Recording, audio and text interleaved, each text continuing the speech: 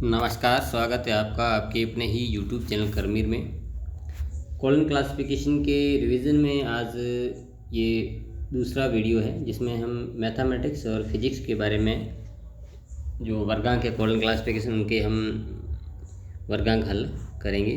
तो ये मैथमेटिक्स का जो चैप्टर है उसके शुरुआत में कॉलन बुक के पेज नंबर 1.65 पे इसके कुछ नियम दे रखे हैं। तो जैसे ये B1 अर्थमेटिक है, B11 लोअर अर्थमेटिक का जो इंग्लिश में जो अच्छा जानकार है तो उसको ये पढ़ सकता है, आराम से अच्छा समझ सकता है भविष्य में आप। जैसे ये थ्योरी ऑफ नंबर्स दे रखा है, इस तरह से कुछ ये नियम दे रखे हैं जहाँ से आप इनको देख सकते हो।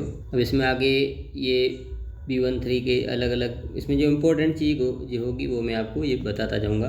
B21 एलिमेंट्री अलजेब्रा जो प्रारंभिक अलजेब्रा होती है जो बीजगणित वो है, और इसमें हायर अलजेब्रा और सीधा सवाल परीक्षा में एक छोटा सा 2 नंबर का जो सवाल हायर अलजेब्रा पूछा जाता है जिसका वर्गांक B25 है।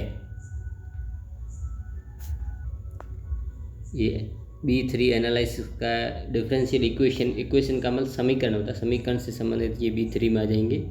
और B3 से रियल वेरिएबल कॉम्प्लेक्स वेरिएबल वगैरह ये समीकरण वगैरह ये आ जाएंगे। B4 में अलग कोई मेथड्स वगैरह वो आ जाएंगे। B6 में ज्योमेट्री होती है वो B6 में अलग अलग इनके दी हुए। B6 में जो मैकेनिक्स जो है वो आएगी। एस्ट्रोनॉमी जो खगोल शास्त्र जिसे कहते हैं, ये पृथ्वी की दूरी, चांद की दूरी, ग्रहण वगैरह वगैरह वो सारे इसमें B9 में आ जाएंगे। और इसमें एक ये आप यहाँ पर कुछ सवाल आप यहाँ पर देख सकते हैं, ये हल किए हुए पड़े, इनको भी आप देख लेना। कई बार क्या इनमें डायरेक्ट यहाँ से पूछा जाता है तो आपको बनाया हुआ आंसर वो मिल जाएगा। इसमें और भी है, जैसे ये ऑर्बिट ऑफ कॉमेट, ये कई बार सवाल परीक्षा में सीधा सा टपका और इसका यहाँ पर बना हुआ पड़ा है। ये जो शुरुआत में हम 1.65 से आगे हम देख रहे हैं 6.7 वहाँ से, ये इसका जो पेज है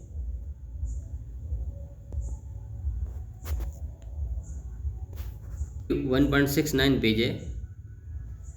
यहाँ पर आप देख सकते विभिन्न प्रकार के कुछ, ये आप देखते रहिएगा, एक बार 2 बार देखोगे तो आपको नज़र आ जाएगी, यहाँ पर आप देख सकते हो।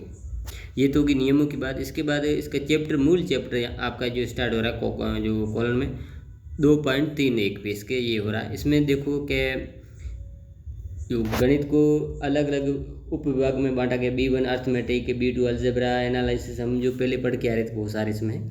उसमें जैसे B1 अर्थमेटिक है उसमें से भी आगे अलग अलग इसमें ये बांटा हुआ है। और जैसे ये सीधा आ जाता है कॉन्सेप्ट ऑफ नंबर, सीधा सवाल यहाँ से टपकता है, B12 है। और जैसे थ्योरी ऑफ नंबर सीधा B13 यहाँ पर पड़ा, सीधा इसका सवाल ये आंसर है। और उसमें जैसे B13 का ये इसमें सूत्र भी ये दे रखा है, P आएगा, P2 आएगा, एनर्जी पार्ट आएगा, इस तरीके से। अब ये P की जगह क्या आएगी, जैसे प्राइम नंबर है, डिफरेंस नंबर सिस्टम है, हाईली कंपोज नंबर है, ये सीधा यहाँ से पूछ जाता है, वो सीधा आपको यहाँ पर। तब उस कंडीशन में क्या होगा कि जो B13 है, जो ये B13 जुड़ेगा उसमें जैसे मान लो आगे किसको जोड़ना हो, जैसे हाईली कंपोज नंबर, तो 21 आगे इसमें जोड़ दिया जाएगा। या कई बार पूछा जाता है कि डिस्ट्रीब्यूशन कहाँ है, ये रहा डिस्ट्रीब्यूशन ऑफ प्राइम नंबर, ऐसे मान सवाल पूछा जाए तो ये पहले आएगा और उसके बाद जैसे प्राइम नंबर आएगा और उसके बाद ये डिस्ट्रीब्यूशन। तो कैसे होगा, B13 और उसके बाद P है तो P का ये सीधा जुड़ेगा, प्राइम नंबर का 1 जुड़ गया, और ये P2 का है तो ये बीच में कॉमा लगेगा, और इसका डिस्ट्रीब्यूशन का है 2। इस तरीके से इसका आंसर आएगा।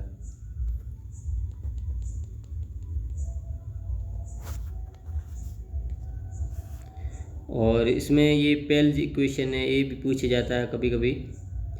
और ये थीटा का है, ये सीधा आपसे पूछा जाता है। एलिमेंट्री अर्थमेटिक का है, ये यहाँ से पूछ लेता है कभी कभी। अब यहाँ एल्जेब्रिक नंबर, अब ये complex and hyper complex number ये है, ये B2 एल्जेब्रा का। और उसमें थ्योरी ऑफ इक्वेशन कई बार पूछा गया, एक थ्योरी ऑफ इक्वेशन और हायर एल्जेब्रा, ये सवाल कई बार अल्टरनेटली आते रहते हैं, तो इसको भी आप थोड़ा ध्यान रखें ध्यान में। और उसके बाद ये सिंपल क्वाड्रिक इक्वेशंस वगैरह इस तरीके से भी सवाल आ जाते हैं। बाकी ये higher algebra very very important, और इसका कई यूनिवर्सिटियों का फेवरेट सवाल है B25 ये आ जाता है उसमें। इसमें आगे भी कोई पूछ सकता है तो उसको भी आप यहाँ पर, तो हायर अलजेब्रा नाम सुनते हैं आप यहाँ पर सीधा पहुँच जाएंगे। और उसके बाद ये स्टैटिक्स की कुछ प्रोबेबिलिटी के भी सीधे यहाँ सवाल सीधा ये पढ़ा है। ये इंपॉर्टेंट सारी चीज़ें ये स्टैटिक्स की, जैसे प्रोबेबिलिटी B281 है और थ्योरी ऑफ एटीट्यूड है ये, ठीक। लेकिन ये नॉर्मली चीज़ें, बेसिक चीज़ें ज़्यादातर पूछी जाती है, तो इसको भी थोड़ा आप प्रैक्टिस में रखें। ये 3 एनालिसिस में भी ये जैसे कैलकुलस का वगैरह का है, और ये है रियल वेरिएबल का है, और ये कॉम्प्लेक्स वेरिएबल कई बार पूछा गया, ये भी कई बार आया हुआ है, तो इसको भी आप ध्यान दें। अब एक आपने पेरम ये फंक्शंस या थ्योरम वगैरह को भी पढ़ी है, वो यहाँ पर इनके ये वर्गांक दे रखे हैं। और ये ट्रिग्नोमेट्री का B5 है, यहाँ भी पूछ लेता है। और यहाँ पर ज्योमेट्री के भी काफ़ी सवाल आ जाते हैं ज्योमेट्री का, जैसे प्लेन ज्योमेट्री है या 3 डायमेंशन ज्योमेट्री, तो B6 और 3 हो गया, तो B6 3। और 4 डायमेंशन का है ये, फिर आगे इसमें जुड़ेगा। फिर एनर्जी पार्ट में कभी डिफरेंशियल पूछ लेता है, इस तरीके से सवाल आते रहते हैं। और इसमें कुछ सिस्टम भी दिए गए हैं। सिस्टम का मतलब, ये CD का मतलब क्रॉनिकल डिवाइस, यानी कालक्रम द्वारा जो कालक्रम होता है, जैसे 1947 या और भी कोई 1000 ईस्वी वगैरह, ऐसा इस तरीके की 1827 1927 में कोई ऐसा इक्वेशन लाया गया, तो वो कालक्रम जैसे ये बना हुआ पड़ा है इसमें सारा। हाइपरबोलिक है, इलिप्टिक, तो इनके वर्गांक सीधे बने हुए पड़े हैं। मैकेनिक्स का भी कुछ इसमें ये हैं, गैसेज का, लिक्विड का, इनके भी सवाल अपन देखेंगे। और यहाँ से सवाल काफ़ी उठते हैं। ये एस्ट्रोनॉमी है, यहाँ पे उठते एक सवाल इसका भी कई बार आ जाता है, ये फिजियो मैथमेटिक्स B8 है, तो ये भी आप ध्यान में। वेव फंक्शन, पोटेंशियल फंक्शन, ये एस्ट्रोनॉमी से ज़्यादातर सवाल आ जाते हैं कॉलम में। सवाल क्या आते हैं, जैसे अर्थ है, मून है, इनके बारे में आते हैं कि इनका दूरी को लेकर आ जाते हैं, या डिस्टेंस को लेकर आ जाते हैं। इसके आगे इनकी एनर्जी पर अलग अलग, जैसे कैलेंडर वगैरह वगैरह, ये इस तरीके के ये सवाल दिए हुए हैं। तो चलो इनको हम हल करते हैं सवालों को। इनमें पहला सवाल है कॉन्सेप्ट ऑफ नंबर, जिसे वैसे तो मैंने आपको पहले बता दिया, फिर भी आपको मैं सवाल तक वहाँ ले जाता हूँ। Concept of number, theory of number, prime number, distribution of, इन तीनों के आपको सवाल सीधे आपको वहाँ पर बता देता हूँ। जैसे कॉन्सेप्ट ऑफ नंबर का था, आपने देखा था B12 था, और थ्योरी ऑफ नंबर का B13 था, B13 था, और प्राइम नंबर का था B13,1। ये मैंने आपको बता दिया, तो मैं आपको वहाँ पर लेके चलता हूँ।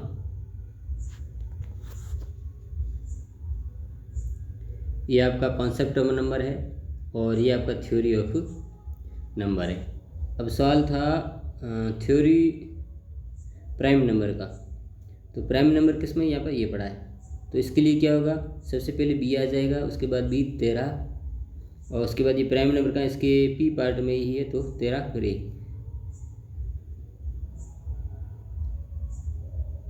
13 और 1, इस तरीके से आ जाएगा।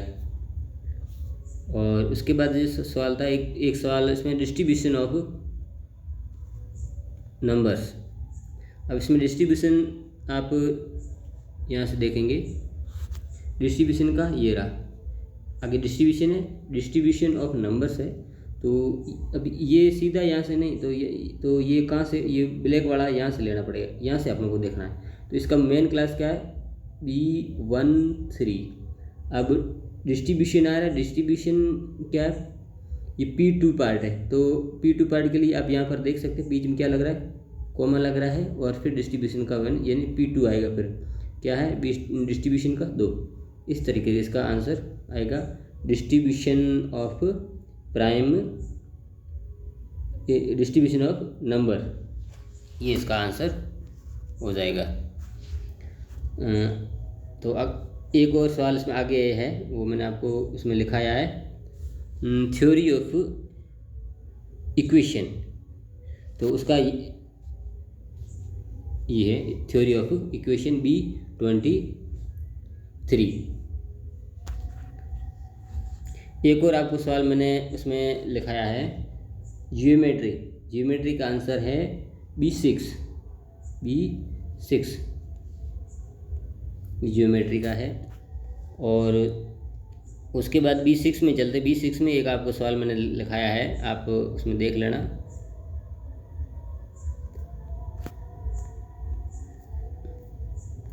ये B6 में है एल्जेब्रिक सॉलिड ज्योमेट्री। अब देखिए इसमें दो जगह एल्जेब्रिक आया है, मैं आपको बता देता हूँ। एक तो एल्जेब्रिक ये 27 है, ये एक एल्जेब्रिक है, एल्जेब्रिक। और उसके बाद इसी के एक एनर्जी पार्ट में भी एल्जेब्रिक है। ये ज़्यादातर तो समझ में उनको आएगा जो गणित जिनका विषय है कि ये इस टॉप टाइटल कह क्या रहा है, क्योंकि इसका जो टाइटल जब तक हमें समझ में नहीं आएगा तब तक हम इसका सही जो वर्गांक है वो हम तक नहीं पहुँच पाएंगे। तो इसका एक तो वर्गांक ये बन जाएगा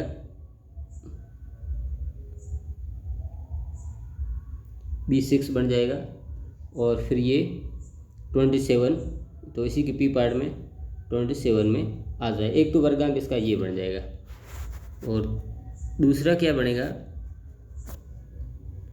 कि ये B6 और ये प्लेन, तो B6 प्लेन का क्या है 2, ये आ गया। अब उसके बाद जो एनर्जी पार्ट वाला जो है ना वो एल्जेब्रिक, वो 2 वो जुड़ जाएगा।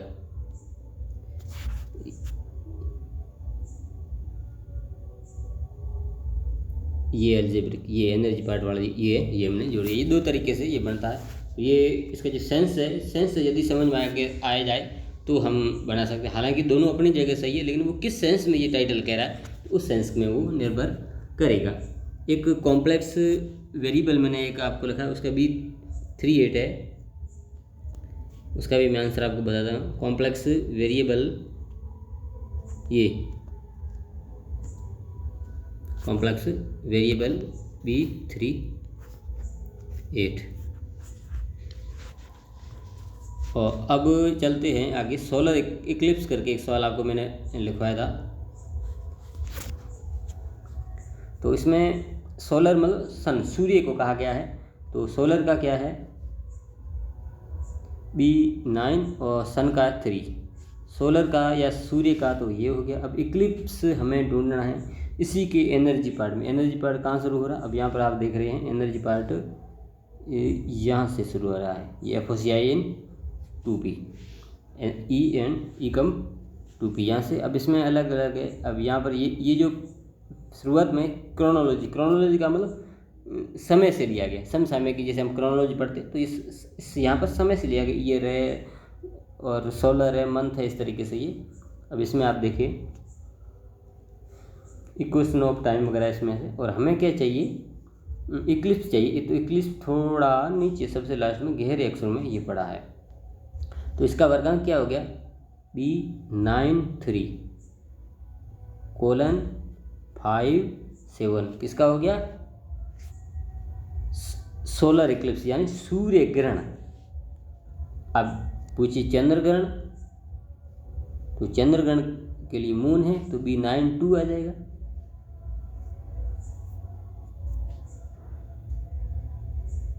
B92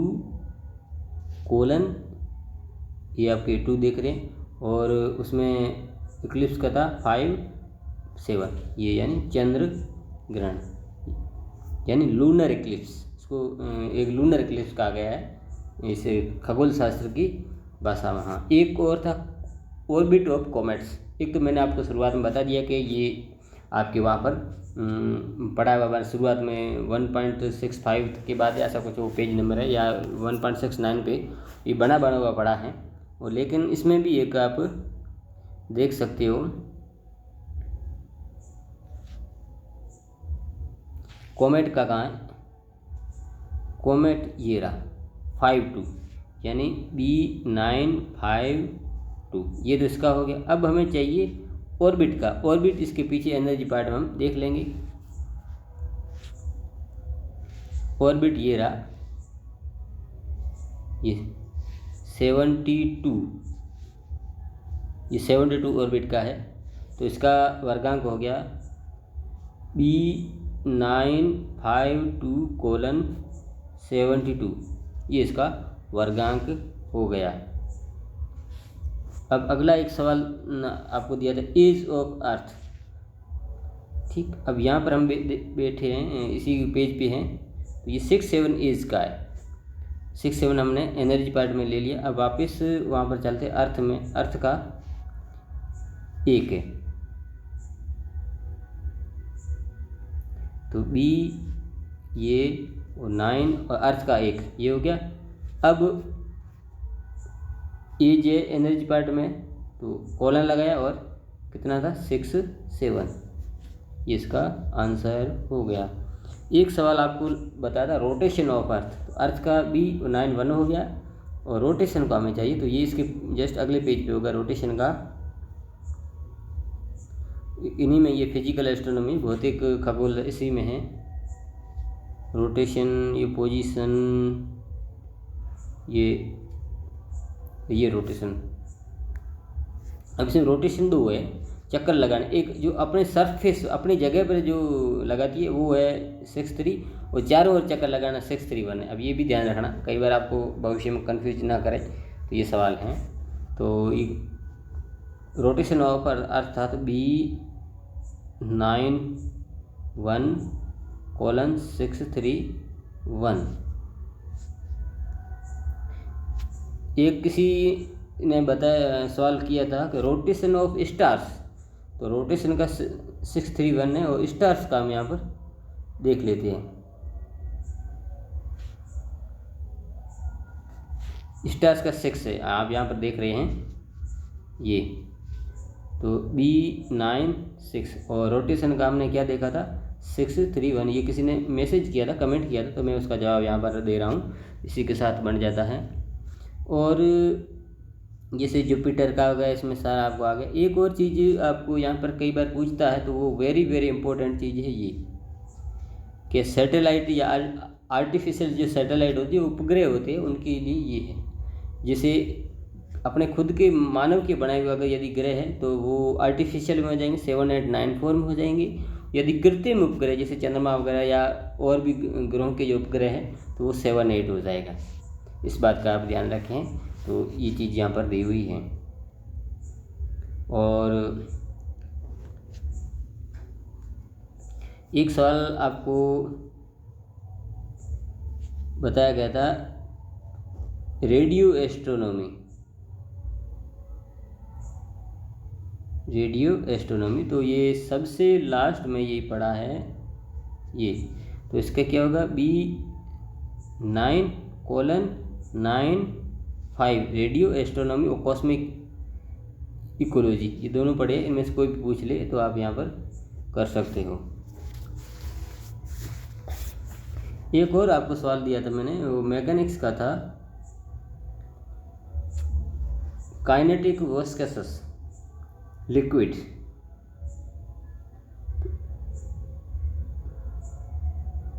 अब इसमें आप देखेंगे ये लिक्विड का ही है, तो ये 56 है, विस्कस है 5 लिक्विड, यानी 56 में मतलब विस्कस लिक्विड हो गया। अब 5 इसमें कॉमन आ रहा है, 6 यानी 5-6 का मतलब विस्कस लिक्विड, और ऊपर क्या था मैकेनिक्स है, तो इसका आंसर हो गया B7 और ये 5-6, ये इसका आंसर है।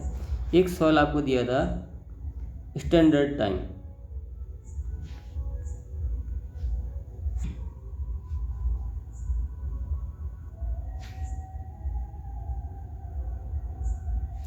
एक सवाल आपको दिया था मूवमेंट ऑफ अर्थ, तो ये मोमेंट का 6-1-1, तो B9-1 शुरुआत में एक अर्थ का है, कोलन 1-6-6, ये इसका आंसर हो जाएगा।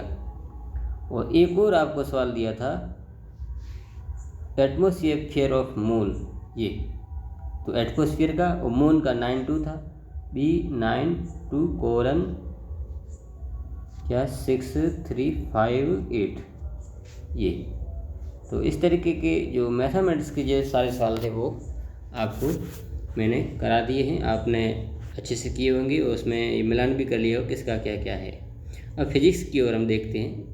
तो फिजिक्स का पहले वो नियम है वो कहाँ शुरू है, कॉलम में 1.70 1.70 से शुरू हो रहे हैं।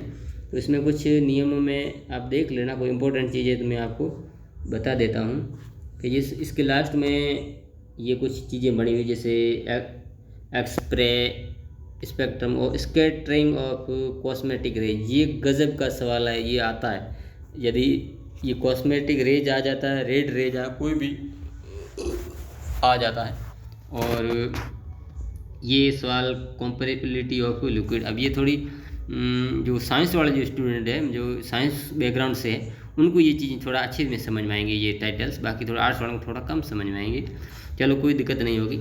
अब जो फिजिक्स है भौतिकी, उनके ये जो मूल वर्गांक है ये मतलब उनके उपभाग, एक में फंडामेंटल दे दे, 2 में प्रॉपर्टी, 3 में साउंड, 4 में हीट, 5 में लाइट, 6 में विद्युत, 7 में चुंबक मैग्नेटिज्म और कॉस्मेटिक हाइपोथेसिस। इस तरीके से ये दिए है।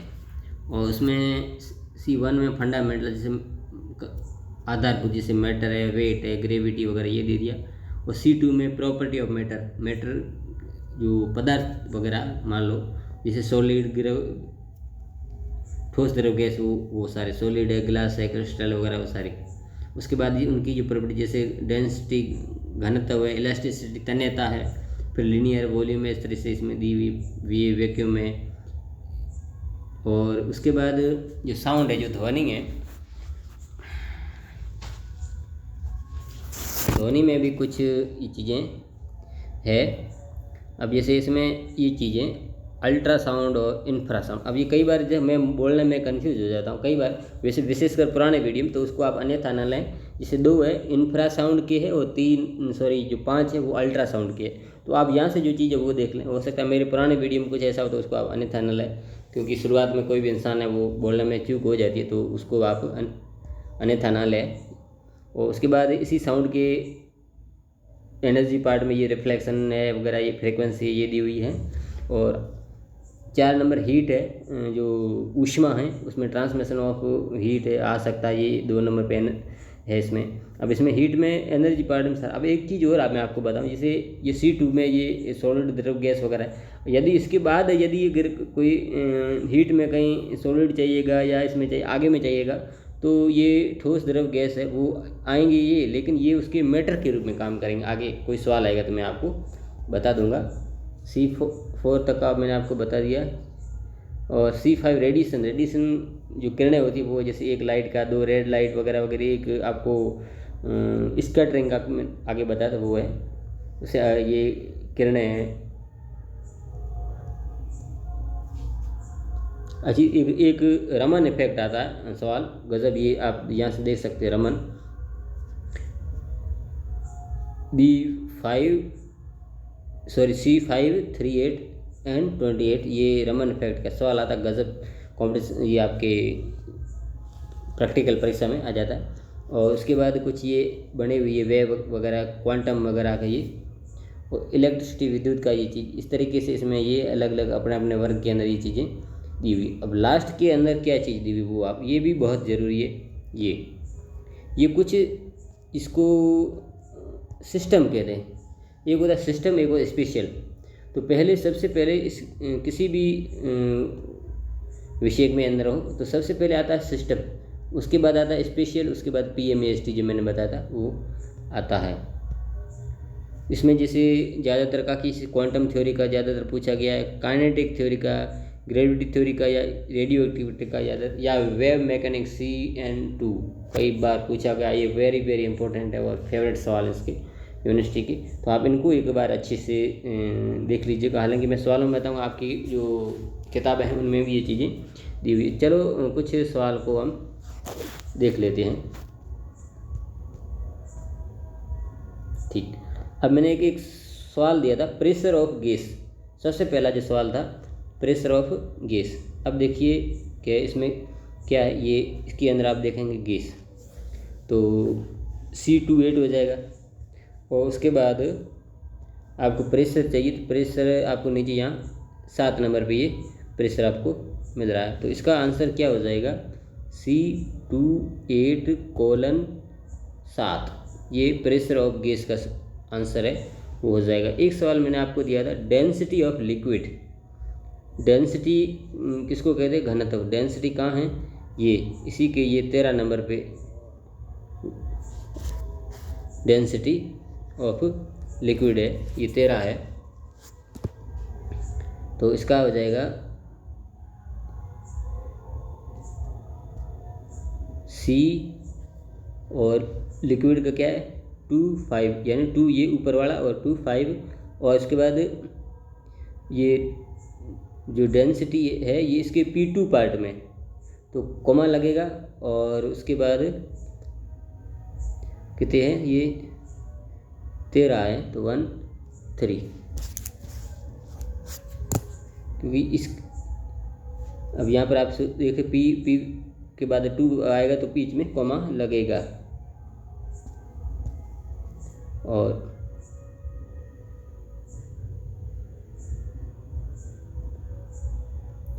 पहले वाला सवाल मैंने एक दोबारा आपको बता, प्रेशर ऑफ गैसेज दोबारा अब आपको बता देता हूँ, थोड़ा गलत बता दिया। C28, अब वो जो प्रेशर है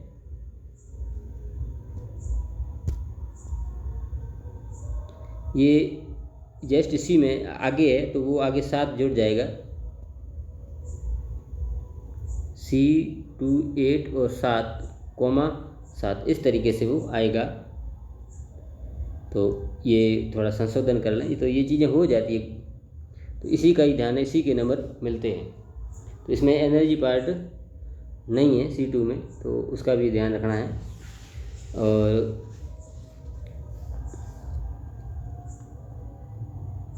एक था वैक्यूम प्रेशर ऑफ गैसेज, तो उसका हो जाएगा C28 और नीचे (7,6), तो ये गैसेज का C28 और फिर वैक्यूम प्रेशर का है ये 676, प्रेशर का 7 और वैक्यूम का 76, यानी वैक्यूम प्रेशर दोनों साथ में, क्योंकि 7 भी और 6 भी है, तो ये 7 से आगे जुड़ रहा, तो ये है। तो इसमें एनर्जी पार्ट वाला नहीं है, तो मैंने आपको पहले बता, तो कई चीज़ें हो जाती, कई बार हम सोचते हैं कि ये होता है, तो उसको थोड़ा गहराई से देखना पड़ता है, क्योंकि ये चीज़ें मिस्टेक्स हो जाती, किसी से भी हो सकती है।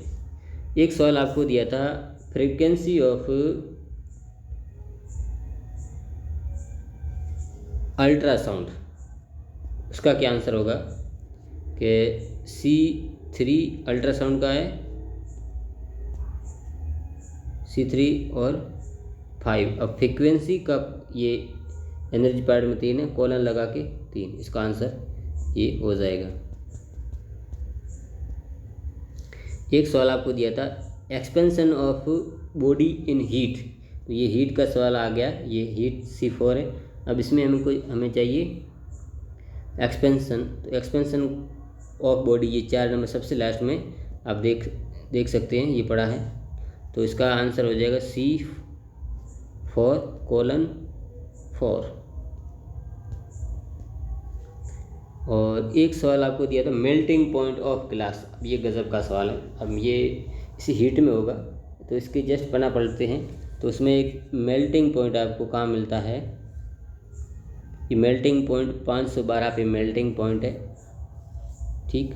अब एक चीज़ आपको मैं वहाँ पर 500 ये 12 हो गया, इधर पीछे अब ये ग्लास का जो नंबर है हमें यहाँ पर मिलेगी, ये 15 नंबर है, ये यहाँ से हमें लेना पड़ेगा ग्लास का, तो इसका वर्गांक हो जाएगा C4 फिर (512 मेल्टिंग पॉइंट।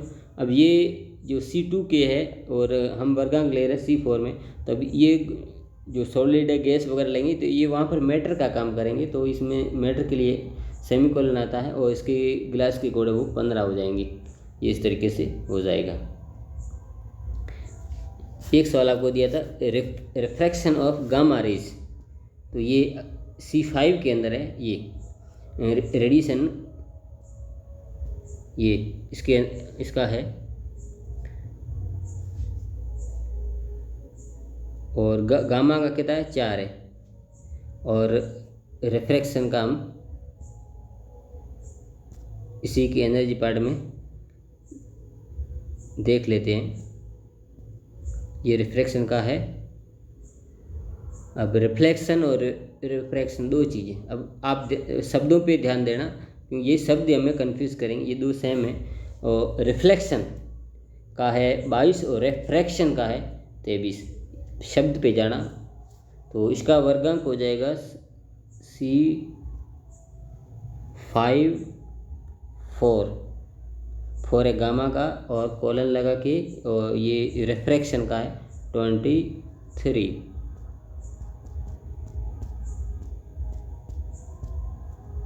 अगला सवाल था quantum theory of light. Quantum theory of light, ये गजब का सवाल है। ये जो आपके असाइनमेंट का एक सवाल है उसमें आता है। अब क्वांटम थ्योरी का क्या है CN1, और लाइट का क्या है, वो लाइट का मैं आपको, ये सवाल बहुत सारे लोगों ने गलत कर दिया है। CN1 है और लाइट का अपन जाते हैं। लाइट का क्या है, अब ये रिफ्रैक्शन के अंदर 1 लाइट का, तो कई लोगों ने 5 लिख दिया है और कई लोगों ने 1 लिख दिया है। सिर्फ 1, 5 नहीं, सिर्फ 1, इस तरीके से। तो इसका आंसर जो क्या होगा वो आपको बता रहा हूँ कि सबसे पहले वो सिस्टम CN1 हो गया। अब इसके बाद ये भी P पार्ट है तो फिर कोमा लग जाएगा। तो ये अब मान लो लाइट का क्या है, तो C5 तो C नहीं आएगा क्योंकि इसमें ये C आ गया है, तो दोबारा आगे C नहीं आएगा। तो उसके बाद क्या बचता है, ये रेडिएशन का 5, क्योंकि इसकी मेन क्लास 5 है, 5 और लाइट का 1 तो 5 1 हो जाएगा। तो यहाँ पर 5 1 लिखेंगे, तो ये इसका राइट आंसर है। तो बहुत सारे लोगों ने ये गलत किया, और ये कॉम्पिटिशन में ये आपके यूनिवर्सिटी एग्जाम में भी पेपर में भी आ जाता है। एक सवाल आपको मैंने दिया था, generation of 3 face electric current. अब ये इलेक्ट्रिक करंट ये C6 में है, और इसमें हमें करंट का 2 है, और उसके बाद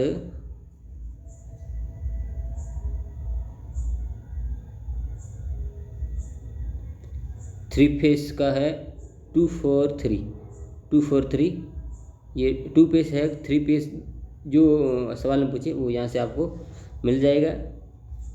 और उसके बाद है जनरेशन, तो जनरेशन आप यहाँ पर ये एनर्जी पार्ट में देख सकते हैं। तो इसका आंसर हो जाएगा C6 2, ये 3 फेस का 243 यानी 3 फेस है, और फिर उसके बाद ये जनरेशन का कोलन 1, ये इसका आंसर है।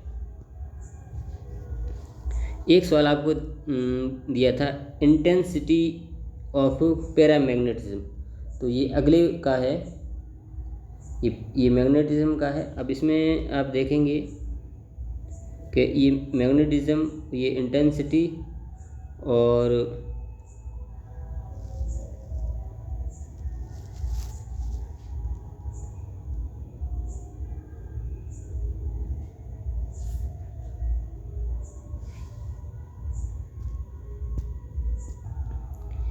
सवाल है इंटेंसिटी पैरा का क्या है 3 है, तो इसका हो जाएगा C7 3, ये अभी भी P पार्ट में। उसके बाद ये इंटेंसिटी किसमें, एनर्जी पार्ट में, कॉलन लगाएंगे तो कितना है 2। ये इंटेंसिटी ऑफ पैरा मैग्नेटिज्म, कभी फेरो का पूछ सकता है, कभी टेस्टोरियल का पूछ सकता है, लेकिन ये ज़्यादातर पैरा का पूछा इसने। अब कभी कभार आ जाए नेचर ऑफ मैग्नेटिज्म, तो C7:8 सीधा अगर जनरली पूछ ली तो इसका आंसर ये है। आप C8 मत लिख देना, गलत हो जाएगा। C8 का ये अगला कॉस्मिक हाइपोथेसिस है। आगे एक सवाल दिया था रेडिएशन इन सरफेस फिजिक्स।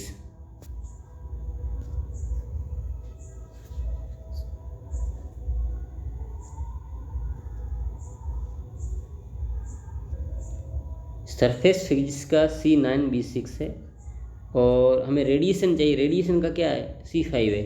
तो ये C9B6 कॉमा C9B6, ये रेडिएशन का 5 है, जो लाइट वाला है वो है इसका। और अगला सवाल मैंने दिया था मोलिकुलर स्पेक्ट्रोस्कोपी। इसका आपको बता देता हूँ।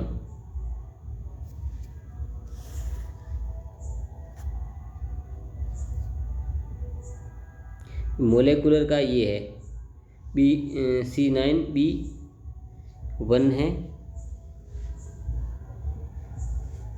और स्पेक्ट्रोप का देखते हैं।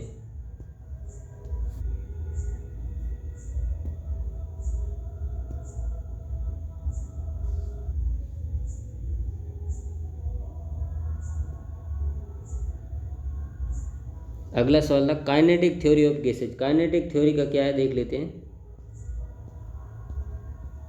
काइनेटिक थ्योरी का है CM, ये रहा CM। और गैस का शुरुआत में आप देखेंगे 28 है।